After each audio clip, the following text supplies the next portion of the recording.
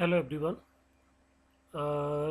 Last lecture में हमने last lectures में जो भी जितने भी लेक्चर्स किए उसने हमने बात की थी कोची इंटीग्रल फार्मूला की। Sorry, not Cauchy integral, Cauchy Goursat theorem की बात की थी। कोशी गॉर्सेट थ्योरम में हमने क्या कहा था कि अगर हमारे पास सिंपल क्लोज कंटूर है, कोई सिंपल क्लोज कंटूर सी है, उस कंटूर के अंदर अगर हर पॉइंट पे फंक्शन एनालिटिक है, देन इस कंटूर के अलोंग जो फंक्शन का इंटीग्रल है वो हमारा इस कंटूर के लोग वो जीरो होगा। ये हमने बात की थी लास्ट लेक्चर में।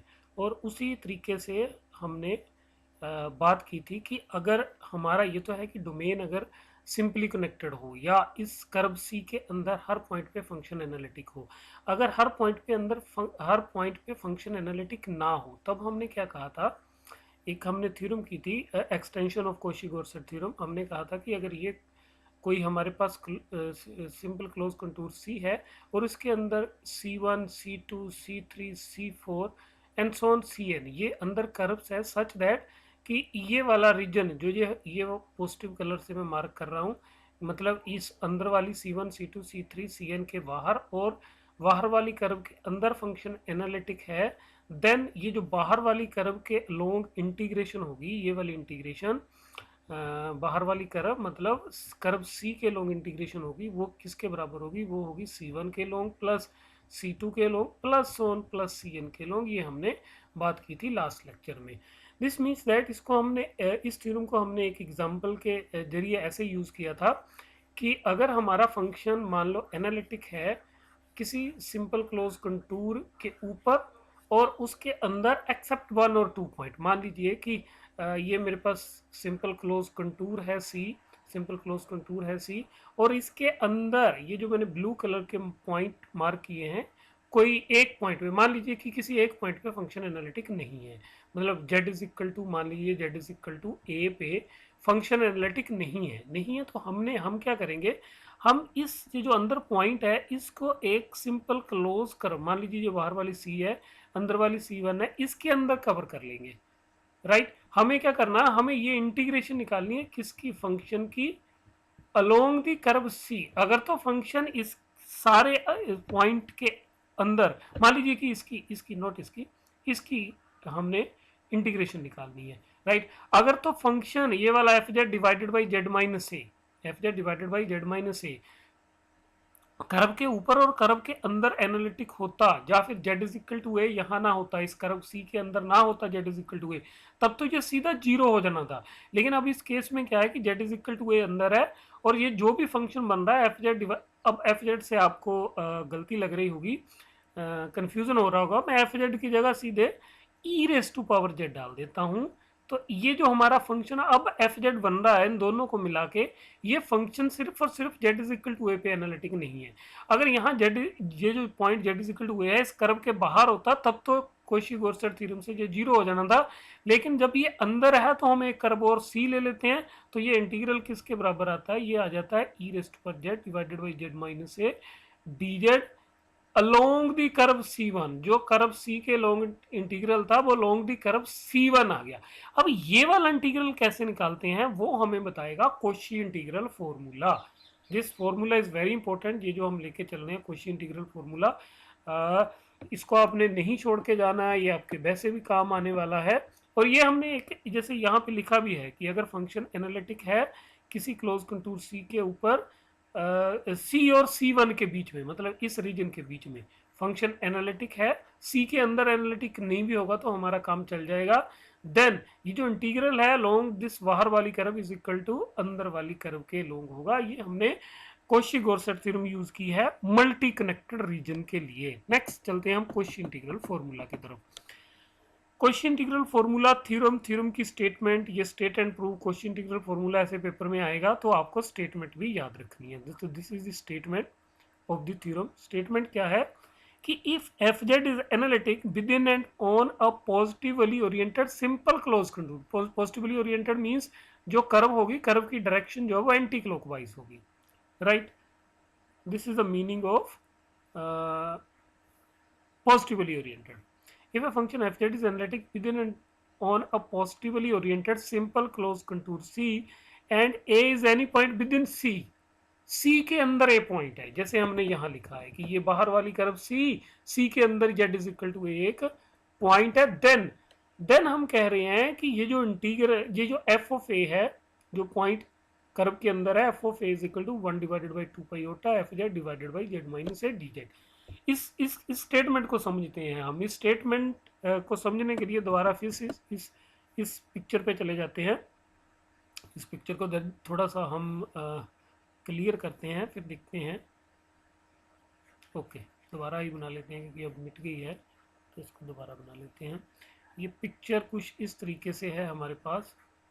ये क्लोज कर्व सी है, कोई सिंपल क्लोज कंटूर सी है, इसके अंदर ये कोई पॉइंट ए है, z is equal to a, right. ये जो फंक्शन न्यूमरेटर में फंक्शन पड़ा हुआ है एफ ऑफ जेड, ये एनालिटिक होगा। जब भी आपको एग्जांपल कोई सॉल्व करने को मिले, तब आपने जो एनालिटिक पार्ट होगा उसको न्यूमरेटर में ले जाना है जब भी कोई आपको एग्जांपल ऐसी मिलेगी। फॉर एग्जांपल कि आपके पास e raise to power z divided by Z minus one, z minus one multiply by Z minus 3 है, इसकी इंटीग्रेशन निकालनी है, और कर्व दी है modulus of Z minus modulus of z is equal to 2। तो जेड माइनस 3 जो है, z minus 3 z is equal to 3 जो है वो इस कर्व के बाहर लाई करेगा।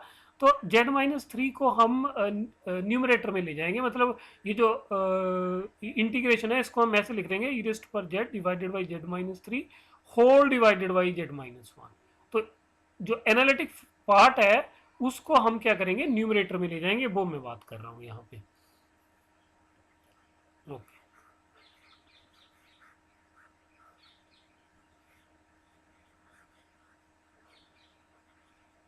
ओके, नेक्स्ट हम चलते हैं। हम ये बोल रहे हैं कि अगर फंक्शन एनालिटिक है, ये वाला एफ ऑफ जेड एनालिटिक है कर्व सी के ऊपर भी और कर्व सी के अंदर भी, including z is equal to a पे भी फंक्शन एनालिटिक है। लेकिन अगर मैं इस पूरे फंक्शन को, मतलब इस पूरे फंक्शन को मैं फाई जेड कह देता हूँ, phi z is equal to f Z divided by Z minus A D z, z minus a simply. तो ये वाला जो फंक्शन है z is equal to a के अलावा ये हर पॉइंट पे एनालिटिक है। दोबारा मैं बोल रहा हूँ कि एफ जेड जो है सी पे भी एनालिटिक है और सी के अंदर भी एनालिटिक है, हर पॉइंट पे ए पे भी एनालिटिक है। लेकिन जब फाई जेड लिया हमने f Z divided by Z minus a, ये z is equal to a के अलावा हर पॉइंट पे एनालिटिक है। अब कॉची-गॉर्सेट थ्योरम हमें ये बताती है कि हम इस फंक्शन की इंटीग्रेशन निकालने के लिए अलोंग द कर्व सी क्या करेंगे, इसको इनक्लोज करती हुई एक कर्व ले लेंगे। फिर हम क्या करेंगे, इस कर्व को अगर हम C1 कह रहे हैं तो हम बोलेंगे कि इस फंक्शन की इंटीग्रेशन फाई जेड की d z along the curve c, ये किसके बराबर होगी, integration of phi z along the curve C1 ये होगी। और इसको निकालने के लिए हम एक तरह से ये कॉची इंटीग्रल फॉर्मूला यूज करेंगे, देखते हैं कैसे। ओके, सबसे पहले जो हम इसका कंसेप्ट एक्सप्लॉइट करेंगे, वो एक्सप्लॉइट क्या करेंगे, क्योंकि फंक्शन एनालिटिक है, हमने शुरू से पढ़ा एनालिटिक होगा तो डिफरेंशिएबल होगा। Z is equal to a पे एनालिटिक है फंक्शन, एनालिटिक है तो डिफरेंशिएबल होगा, और डिफरेंशिएबल होगा तो कंटिन्यूस होगा। तो वो कंटिन्यूटी वाला पार्ट हम यहाँ पे एक्सप्लॉइट करने वाले हैं। क्या है कि f Z is analytic at Z is equal to A, this implies f Z is continuous at Z is equal to a. तो हमने यहाँ पे अपसाइलन पहले ही लेके चल रहे हैं। अपसाइलन डेल्टा डेफिनेशन कहती है कि अगर फंक्शन कंटिन्यूस है तो हर अपसाइलन के लिए हमें एक डेल्टा मिलता है, सच दैट उसके लिए ये वाली कंडीशन सेटिस्फाई होती है। तो वो मैंने कंडीशन लिख दी और इस कंडीशन को नंबर हमने 1 दे दिया, राइट। ओके, ओके, उसी तरीके से जिस फंक्शन की हमने इंटीग्रेशन निकालनी है लॉन्ग दी कर्व सी, जिस फंक्शन की हमने इंटीग्रेशन निकालनी है F Z divided by Z minus a, इसकी इंटीग्रेशन निकालनी है। इस इंटीग्रेशन को 1 डिवाइडेड बाई 2 पाई ओटा को हमने एफ ऑफ ए प्रूव करना है, राइट। ये हमने प्रूव करना है। तो हम क्या कर रहे हैं, इस फंक्शन को हमने नाम दे दिया phi z, let phi z is equal to f Z divided by Z minus a. अब since f Z is analytic within and on c, अब ये तो हम लेके चल रहे हैं, एफ जेड एनालिटिक है within and on c, phi z is analytic at all points within c except z is equal to a. ये देख सकते हैं हम, क्योंकि एफ जेड हर पॉइंट पे एनालिटिक है, लेकिन डिनोमिनेटर में जेड माइनस ए है, तो जो फाई जेड बनेगा वो Z is equal to a के अलावा हर पॉइंट पे एनालिटिक होगा, Z is equal to a पे नहीं होगा, राइट। नाउ अब हम क्या करते हैं, वही काम जो हम कह रहे हैं कि जिस पॉइंट पे एनालिटिक नहीं है फंक्शन, क्योंकि हमने कोशी-गॉर्सर थ्योरम यूज करनी है, उसको इनक्लोज करता हुआ एक कर्व ले लेंगे। वो कर्व हम लेंगे सर्कल की फॉर्म में। वही हमने लिखा, describe a circle gamma with centre at a and radius are unit. और जो आर यूनिट है वो हमने लेस देन डेल्टा लेना, क्योंकि हम कंटिन्यूटी वाला पार्ट भी एक्सप्लॉइट कर रहे हैं। लाइंग इंटायरली विद इन सी। क्या कह रहे हैं हम ये कह रहे हैं कि यस, ये हमने नीचे लिखा है कि हम z इज इक्वल टू ए को सेंटर लेके रेडियस आर वाला एक सर्कल कंसीडर कर रहे हैं। उस सर्कल का नाम हम गामा रख रहे हैं, उस सर्कल का नाम हम गामा रख रहे हैं। ये हमने अभी तक बोला है वहां, और वो कर्व सी के अंदर लाई कर रहा है, वही हमने बोला है। ये जो आई सी है ये कर्व के लिए लिखा गया है। बी ए आर मीन्स यो circle centered at origin and radius are unit. इसका हमें कोई लेना देना नहीं है, इसको आप छोड़ सकते हो। Right, okay. Now why Cauchy Goursat theorem, यहाँ कोशी थ्योरम लिखा है, ऐसे भी लिख सकते हैं, यहाँ पे आप लिख सकते हो why Cauchy Goursat theorem. Why Cauchy Goursat theorem for multi connected region we have. फिर वही बात, मल्टी कनेक्टेड रीजन के लिए क्या है कि integration along this outer curve must be equal to the integration along this inner curve. Inner curve कौन सी है, गामा। वही हमने लिख दिया कि integration of phi Z along this outer curve C is equal to integration of phi z along this inner curve gamma। Right, phi Z की value लिख दी, फाई जेड की value F Z divided by Z minus A, F Z divided by Z minus A D Z. Okay, अब हम calculate करना चाहते हैं, हम कैलकुलेट करना चाहते हैं इस एक्सप्रेशन को। हमने क्या किया जी, लेफ्ट हैंड साइड लिखी, राइट हैंड साइड लिखी। राइट हैंड साइड में एफ ए सब्ट्रैक्ट कर दिया और एफ ए ऐड कर दिया, दोनों टर्म अलग अलग कर दी। और एफ ए कॉन्स्टेंट है, इसको हम बाहर लिख लेंगे। हमें ये वाली इंटीग्रेशन चाहिए, कौन से वाली, जब इस टर्म में से हम एफ ऑफ ए को बाहर निकालेंगे, F of a divided by 2 pi ओटा हो जाएगा। मैं सिर्फ इस टर्म की बात कर रहा हूँ। तो मेरी integration 1 divided by Z minus A D Z बचेगी, ये वाली इंटीग्रेशन बचेगी अलोंग दी कर्व गामा। तो मैं इस वाली इंटीग्रेशन को निकालना चाहता हूं। तो उसको निकालने के लिए मैंने अपने सर्कल गामा को एक्सप्लॉइट करना शुरू कर दिया। वो क्या है, modulus of Z minus A is equal to radius are unit है, तो मैंने इसको आर लिख दिया, रेडियस आर यूनिट है, आर लिख दिया। और इसी सर्कल को पैरामीट्रिक फॉर्म में हम ऐसे लिख सकते हैं, आर ई रेस्ट पर योटा थीटा दिस। तो यहाँ से डी जेड, बिकॉज ए तो कॉन्स्टेंट है, डी जेड आ जाएगा अयोटा आर ई रेस्ट पर iota theta D theta. Right, तो मैंने जैसे कहा कि हमने ये वाली इंटीग्रेशन निकालनी है। तो इसको निकालने के लिए हमने पहले जो ऊपर इक्वेशन लिखी है उसकी लेफ्ट हैंड साइड लिखी, फिर राइट हैंड साइड लिख ली। राइट हैंड साइड में एफ ए सब्ट्रैक्ट कर दिया, एफ ए ऐड कर दिया और उन दोनों टर्म्स को अलग अलग कर दिया। क्योंकि एफ ए कॉन्स्टेंट है तो हमने ये वाली टर्म निकालनी है, तो यहाँ लिख दिया। एफ ए कॉन्स्टेंट है तो एफ ए को हमने बाहर ले लिया। इंटीग्रेशन हमारे पास 1 डिवाइडेड बाई जेड माइनस ए की बची अलोंग दी कर्व गामा। अब गामा का मतलब है कि 0 to 2 पाई सर्कल ही है और Z minus A is equal to R e raised पर अयोटा थीटा। डी जेड की वैल्यू लिख दी, वो सिंपली हमारे पास आएगी अयोटा आर ई रेस्ट पर iota theta D theta divided by R e raised पर अयोटा थीटा। और जब इसको सोल्व किया, सोल्व करने के बाद हमारे पास 2 pi iota F of A आ गई, ये वाली इंटीग्रेशन। और क्योंकि वहां पे 1 divided by 2 pi iota equation 3 में ऑलरेडी है तो वो कट जाएगा, हमारे पास सिंपली लास्ट टर्म में एफ ऑफ ए बचेगा। अब इस एफ ऑफ ए को हम लेफ्ट हैंड साइड पे ले गए। जब लेफ्ट हैंड साइड पे ले गए तो हमारे पास ये इक्वेशन बन गई। अब यहाँ पे अगर हम ये लेफ्ट हैंड साइड पे जो भी बचा है इसको हम जीरो प्रूफ कर दें, जीरो प्रूफ कर दें मीन्स हमें ये वाली साइड अगर हम जीरो प्रूफ कर दें तो यहाँ से जो हमारा रिक्वायर्ड फॉर्मूला वो आ जाएगा। Because this is equal to zero means F of A is equal to 1 divided by 2 pi iota F of Z divided by Z minus A D Z. तो इसको निकालने के लिए हम इसको जीरो प्रूफ करेंगे, और इसको जीरो प्रूफ करने के लिए हम क्या करेंगे, मॉडुलस का सहारा लेंगे। कैसे देखते हैं, दोनों साइड मोड ले लेंगे। जब हमने इस इक्वेशन के दोनों साइड मोड लिया then we will get this.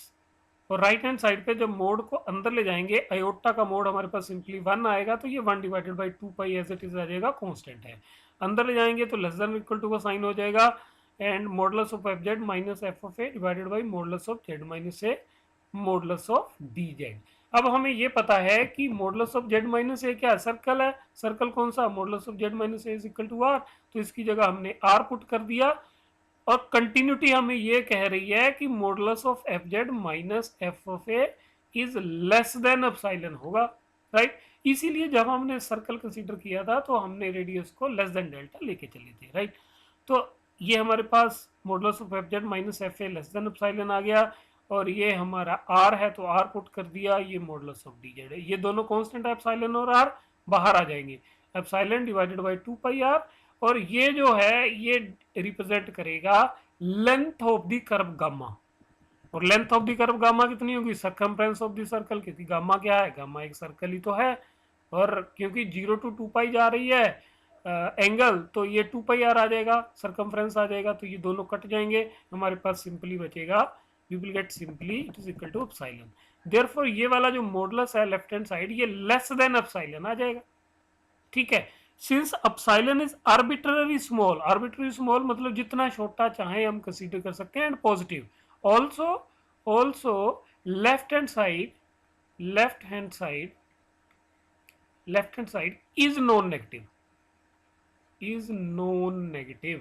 अगर ये नॉन नेगेटिव है और राइट हैंड साइड वाला नंबर हमारा बहुत छोटा, जितना छोटा हम सोच सकें उतना छोटा ले सकते हैं, दिस मीन्स दैट जो लेफ्ट हैंड साइड है इसको क्या होना पड़ेगा, 0, राइट। क्योंकि अगर हम इसको कोई पॉजिटिव नंबर रखेंगे तो एप्सिलॉन हम उससे भी छोटा पॉजिटिव ले सकते हैं, तो ये इस इनइक्वालिटी को कंट्राडिक्ट कर देगा। This means that left hand side को 0 होना पड़ेगा, वो हमने 0 पुट कर दिया।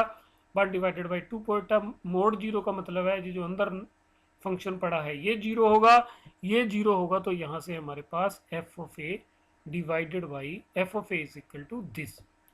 तो क्वेश्चन इंटीग्रल फॉर्मूला फिर एक बार कह रहे हैं हम, एक बार इसकी बात कर लेते हैं कि बता क्या रहा है कि अगर एफ जेड एनालिटिक है इनसाइड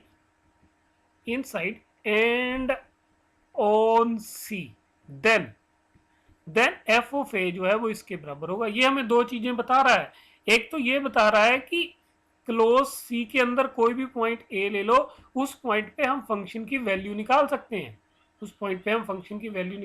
हैं, वो इस इंटीग्रेशन के बराबर होगी। वो अलग बात है कि इंटीग्रेशन निकालना बहुत टफ काम है।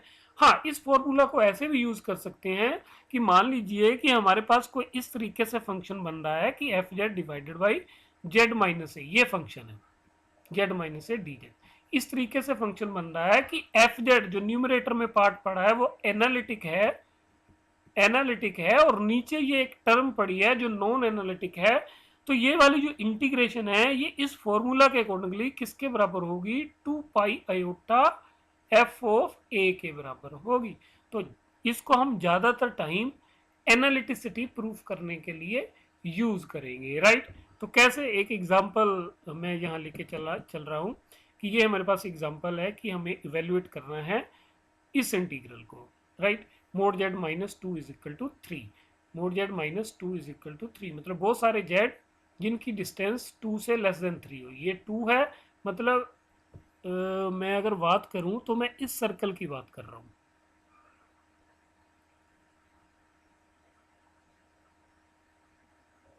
इस सर्कल की बात कर रहा हूं जो सेंटर कहां ओरिजिन पे है और उसका रेडियस 3 यूनिट है, राइट। 3 यूनिट है। ये हमारे पास कर्व दी हुई है, कौन सी, सी कर्व, जिसके अलोंग हमें इंटीग्रेशन निकालनी है। तो clearly Z is equal to 2 इसके अंदर लाई कर रहा है, right, Z is equal to 2 इसके अंदर लाई कर रहा है। लेकिन ये जो ऊपर वाला पार्ट है ये हमारा एनालिटिक पार्ट है, तो इसको अगर मैं एफ ऑफ जेड कह दूं, तो क्वेश्चन इंटीग्रल फॉर्मूला के अकॉर्डिंगली ए हमारा कितना है, 2 है, देन क्वेश्चन इंटीग्रल फॉर्मूला के अकॉर्डिंगली ये इंटीग्रेशन क्या होनी चाहिए, ये इंटीग्रेशन होनी चाहिए 2 pi iota f of A means F of two means 2 pi iota f of 2 means Z की जगह हम 2 + 1 मतलब ये 6 पाई आयोटा आंसर आना चाहिए। देखते हैं कैसे नीचे हमने निकाला हुआ है इसको, इसमें निकाला हुआ है क्या है, ये फंक्शन दिया हुआ है z+1 divided by z-2, z+1 को हमने एफ ऑफ जेड पुट कर दिया है, right, F of Z put कर दिया। ये हमने सर्कल लिखा हुआ है, बनाया हुआ है यहाँ पे ऑलरेडी बनाया हुआ है, और z इज इक्वल टू 2 इसके अंदर लाई कर रहा है, इस सर्कल के z is equal to 2, this means that Cauchy integral formula कहता है कि अगर ऐसी सिचुएशन है then you can write, because this is F Z, Cauchy integral formula कहता है कि यहाँ पे ये वाली जो इंटीग्रेशन है, ये वाली जो इंटीग्रेशन है ये किसके बराबर होगी, f Z divided by Z minus a, ये वाली जो इंटीग्रेशन है ये किसके बराबर होगी इस फॉर्मूला के accordingly 2 pi iota F of ए। अब यहाँ पे ए हमारा क्योंकि 2 है तो ये इंटीग्रेशन किसके बराबर होगी जो हमने निकालनी है, जो होगी 2 पाई आयोटा एफ ऑफ 2, क्योंकि एफ ऑफ जेड हमारा जेड प्लस 1 है तो जेड प्लस 1 की वैल्यू निकाली at Z is equal to 2। तो ये हमारा इस तरीके से हम कोशी इंटीग्रल फॉर्मूला यूज कर सकते हैं। हम इसकी और भी एग्जांपल्स करेंगे लेकिन उससे पहले हम कुछ एक और थ्योरम्स की बात कर लेते हैं। सो ये कोशी इंटीग्रल फॉर्मूला इसको दो तरह से यूज कर सकते हैं। एक तो इस तरीके से यूज कर सकते हैं कि हम फंक्शन की वैल्यू निकाल सकते हैं।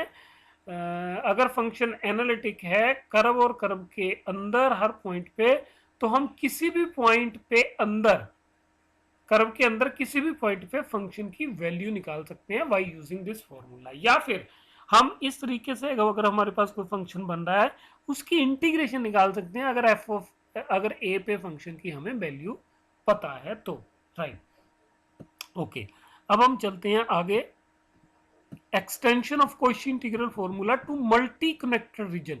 ये तो था, अभी तक तो था कि फंक्शन जो एनालिटिक है कर्व सी के ऊपर और सी के अंदर हर पॉइंट पे, मान लो बीच में होल है, होल मींस इस तरीके से कोई होल है कि इस अंदर वाली कर्व के बाहर और बाहर वाली कर्व के अंदर और ऊपर फंक्शन एनालिटिक है। ये बीच वाला जो होल बताया है इसमें फंक्शन एनालिटिक अगर नहीं है तो भी हम इस तरीके का फॉर्मूला निकाल सकते हैं। कैसे, उसकी बात कर लेते हैं। ये थ्योरम लिखी है extension of Cauchy integral formula to multi connected region. ये क्या है कि if a function F Z is analytic in the region bounded by two close curve C and C dash. मतलब अगर मैं बाहर वाली कर्व को सी कह दूं, ये अंदर वाली कर्व को मैं सी डैश कह दूं, अंदर वाली कर्व को मैं सी डैश कह दूं, ये जो कर्व रीजन बाउंड कर रही है मतलब सी डैश के बाहर वाला और सी के अंदर वाला, इसमें फंक्शन एनालिटिक है, यही हम बोल रहे हैं। And A is point in the region, इस रीजन में, ये जो हमने शेडेड रीजन बनाया है इस रीजन में ए कोई हमारे पास पॉइंट है, ये मैंने ए लिख दिया, शेडेड रीजन में हमारे पास एक पॉइंट है ए हमने लिख दिया। देन हम ये कह रहे हैं कि integral of F of A किसके बराबर होगा, that will be equal to integration of F Z divided by Z minus A time 1 divided by 2 pi iota along the curve C minus integration of fz divided by z minus 1 divided by 2 pi iota time C dash, ये इसके बराबर होगा। तो थोड़ा सा difference है कि अगर C डैश है तो ये माइनस ये फैक्टर हो जाएगा कोशी इंटीग्रल फॉर्मूला में, बाकी एज इट इज रहेगा। राइट, देखते हैं कैसे। अब इसको प्रूव कर लेते हैं, पर ये बात आपने ध्यान रखनी है कि दो कर्व है हमारे पास C और C डैश, सी डैश अंदर वाली है, सी बाहर वाली है। सी डैश के बाहर और सी के अंदर वाला जो रीजन बन रहा है उसमें फंक्शन एनालिटिक है और z is equal to A B point इसी रीजन में लाई कर रहा है। नाउ कंसीडर दी फंक्शन, ये हमने फंक्शन कंसीडर कर लिया f of Z divided by Z minus a, जो एफ जेड और जेड माइनस ए को मिला के बना हुआ है। पिछले हमने 5z पुट कर दिया था, अभी हम कुछ नहीं पुट कर रहे, सिंपली हम लिख रहे हैं consider the function F of Z divided by Z minus A. Since fz is analytic in the region bounded by c and c dash, fz तो एनालिटिक है in the region bounded by c and c dash, clear है, कोई दिक्कत नहीं है। Therefore fz divided by z minus a is also analytic in the region except at the point z is equal to a, क्योंकि इसमें factor z minus a denominator में है। तो अगर ये सारे फंक्शन की बात करूं तो सिर्फ जो z is equal to a पे एनालिटिक नहीं है, बाकी हर पॉइंट पे एनालिटिक है। राइट, तो हमें पता है कि हमने क्या काम करना है, ये अगर कर्व C है और ये कर्व अंदर हमारे पास कोई C डैश है, इसके बाहर C डैश के बाहर और C के अंदर अगर फंक्शन एनालिटिक है और सिर्फ z is equal to a पे फंक्शन एनालिटिक नहीं है, तो हम क्या करेंगे, हम एक सर्कल से इस पॉइंट को इनक्लोज कर देंगे। वही हम यहाँ करने वाले हैं। Describe A small circle gamma with center lying entirely in the region bounded by C and C dash, right? एक सर्कल लिया हमने जिसका सेंटर ए है, इसको नाम क्या दे दिया हमने, गामा। ये जो सर्कल है ये कहाँ लाई करना चाहिए, ये जो रीजन सी और सी डैश के बीच में लाई कर रहा है उसी में करना चाहिए, हमने लिख दिया। अब कोशी-गॉर्सेट थ्योरम यहाँ क्या कहती है, कोशी-गॉर्सेट थ्योरम कहती है कि कोई बात नहीं, कोशी-गॉर्सेट थ्योरम कहती है कि इस फंक्शन की integration f Z divided by Z minus a, इसकी इंटीग्रेशन किसके बराबर होगी, long the curve c, that must be equal to integration of F z z minus a along the curve c dash plus integration of fz divided by z minus a along the curve gamma. ये कोशी-गॉर्सेट theorem हमें बताती है। क्यों? क्योंकि वैसी ही picture बन रही है, इसके अंदर फंक्शन एनालिटिक है, ये जो रीजन बचा है गामा और सी डैश के बाहर वाला और सी के अंदर वाला, तो कोशी-गॉर्सेट थ्योरम कहती है कि बाहर वाली कर्व के लॉन्ग इंटीग्रल होगा is sum of the integral along the अंदर वाली कर्व। वही हमने यहाँ पे भी बनाई हुई है, ये सी है, ये सी डैश है, ये जो बीच में रीजन है इसमें फंक्शन एनालिटिक है। अगर ऐसा हो तो हमें पता है कोशी-गॉर्सेट थ्योरम यही हमें बताती है, यही लिखा है why Cauchy's theorem. Why Cauchy's theorem का मतलब है कि वाई कोशी-गॉर्सेट थ्योरम।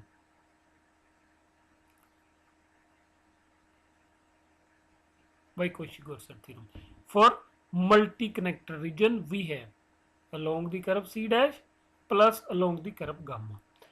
अब हमें एक और चीज पता है कि कोशी इंटीग्रल फॉर्मूला क्या कहता है कि अगर हमारे पास कोई कर्व, सिंपल क्लोज कर्व, मैं इसका नाम कुछ और ही दे रहा हूं, इसका नाम मैं मान लो एस दे देता हूं, सिंपल क्लोज कर्व एस है जिसके ऊपर और अंदर फंक्शन एनालिटिक है, तो कोशी इंटीग्रल फॉर्मूला कहता है कि ये जो इंटीग्रेशन है ये एफ ऑफ ए के बराबर होती है।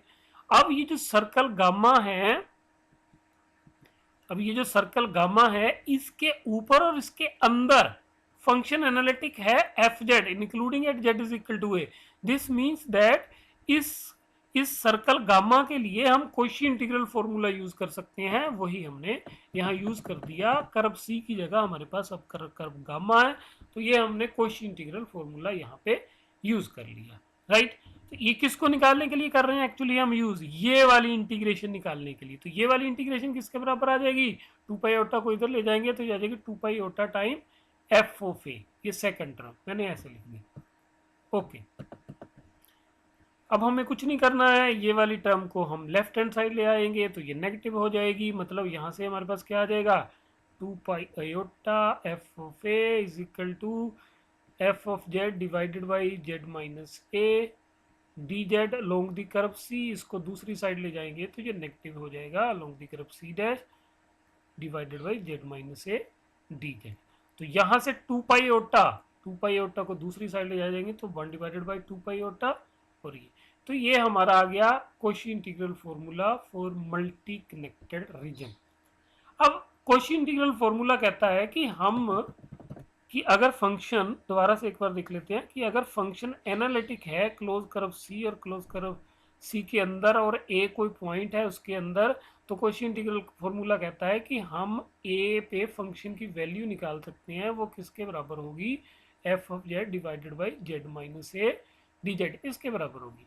अब यही कोशी इंटीग्रल फॉर्मूला नहीं रुकता, ये आगे भी एक्सटेंड होता है कि हम ना सिर्फ एफ ऑफ ए की वैल्यू निकाल सकते हैं, फंक्शन के डेरिवेटिव की वैल्यू भी निकाल सकते हैं at Z is equal to a. वही ये अगली फॉर्मूला है, इसको हम नेक्स्ट लेक्चर में करेंगे, अभी के लिए इतना ही, थैंक यू।